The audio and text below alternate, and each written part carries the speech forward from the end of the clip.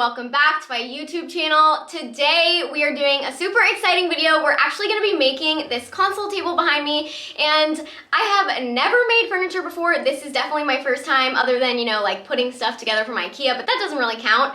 But I wanted a very specific size of a table, and I couldn't find anything that met my criteria that wasn't like $500, and I was not doing that. So I decided I was going to make a table for under $100, and I'll actually have to let you guys know how much I spent at the end because I have to like calculate it up.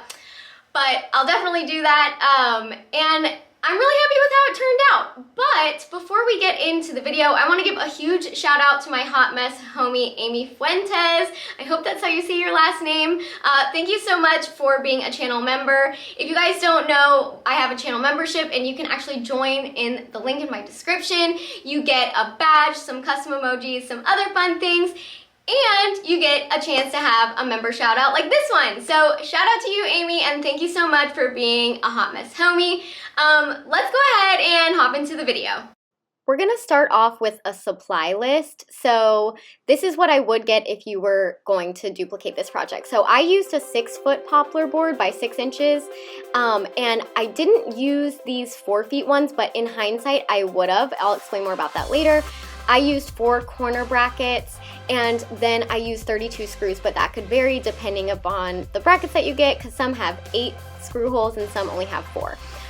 Like I said, I am measuring out here, and I actually have another 6-foot board instead of getting those 3 4-foot boards. And if I could go back, I would definitely do just the 4-foot boards. Now, I put mine at kind of an odd height of 3 feet. But if you don't want to use a power saw, or you don't even have a saw and you don't want to have to use anything but a drill, it can totally still be done if you pick up those 4-foot pieces and have your table at 4 feet. And in hindsight, I would have probably done that because using our handsaw was not it, and it wasn't very level. Anyway, so I'm back inside with my cut pieces, and originally I was only going to use 2 legs. You'll find out here in a little why I didn't, but I'm just marking the holes where I need to drill my pilot holes for my brackets. Now, you should definitely not do what I just did, and you should drill in your pilot holes and attach your brackets on the base first, like I'm doing here. But I had already drilled holes where I marked them on the sides, and it will move just a little bit. So you actually want to wait to do that and then attach them, if that makes sense. But this could also be done with pocket holes. I just didn't have a Craig jig, although I think it would have turned out a little bit more sleek if I did it with pocket holes, and maybe the next time I will. Now you can see I only had 2 legs on it here, and yikes, it's bowing in the center. It just wasn't looking that great, and also I had miscalculated on my screws. So I went back to Lowe's and got more screws and then more brackets to do a center thing. I also bought myself this table saw. Also totally not necessary, but I've been wanting one for a long time, and I just knew that if I was gonna continue to do projects like this, like custom furniture, then I needed this, and it was so worth it, and I'm gonna use it for so many things in the house. Anyway, then I just measured out the center and marked everything off, and I had Dustin hold it while I just made sure everything was completely even and marked the holes for my brackets. You'll see that my brackets are not center on this, and basically I just wasn't sure if, since the wood was so thin, that the screws would end up like butting up against each other, so I just kind of did them in like a little diagonal pattern. It doesn't look the best necessarily, but you know, it doesn't look horrible. In hindsight, again, I would have just used, like, bought a Craig jig, but if you don't want to, then this is definitely a really good option.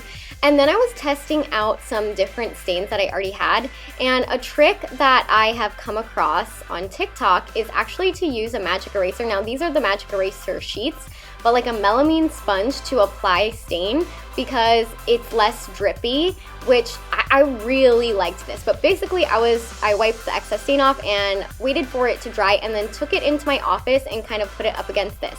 Now, I know that one of them does look like it matches that exactly, And I didn't want to use that one because the chairs in my office are a bit more of a cool neutral, and I didn't want the table behind it to be too warm, if that makes sense. Also, so sorry that this is all fogging up. Yeah, but I just gave the table a quick sand before I was going to stain it.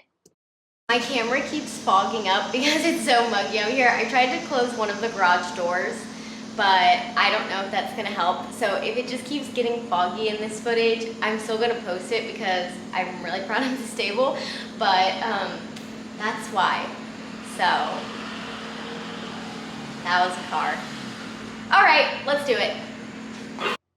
So I'm using these magic eraser like little sheets. I would use a normal magic eraser because it would be easier to handle, but I would definitely suggest that against like another cloth. And I'm just wiping it all on, going in the direction of the grain.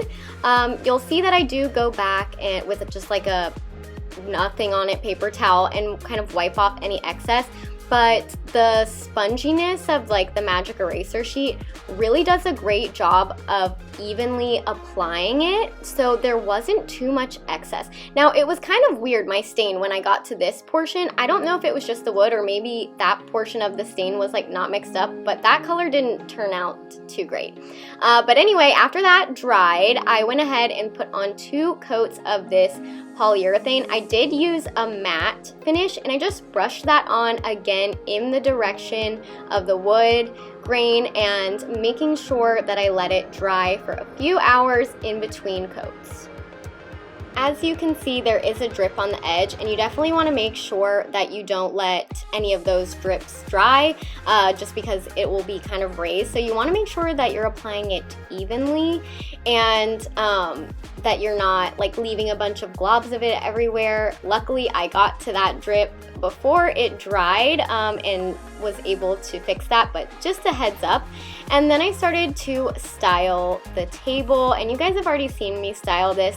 Now, this project can be done with so many different types of wood, probably even a cheaper wood than I use, so you might even be able to cut this project down like another $25 to $30 if you used a little bit of a cheaper wood, or maybe just like some scrap wood that you're able to find around your house.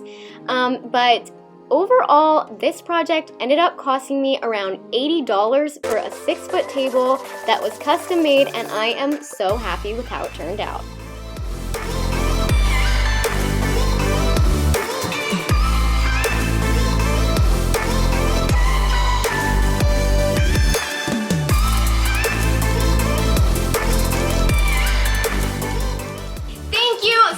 If you made it all the way to the end of this video, I'm super happy with how the table turned out, and I'm really excited to try to make other furniture pieces in the future. So if there's anything specific that you guys would like me to try to DIY, definitely drop me a comment and let me know.